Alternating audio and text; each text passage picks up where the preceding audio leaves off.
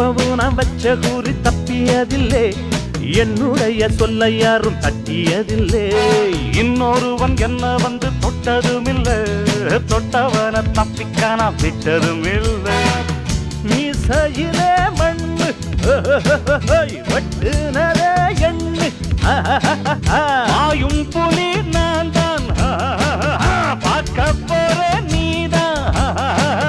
சும்மா புந்தாம் பூச்சாண்டி காட்டாதே, நம்ம கிட்ட போடுறிய தப்பு தாளந்தான்.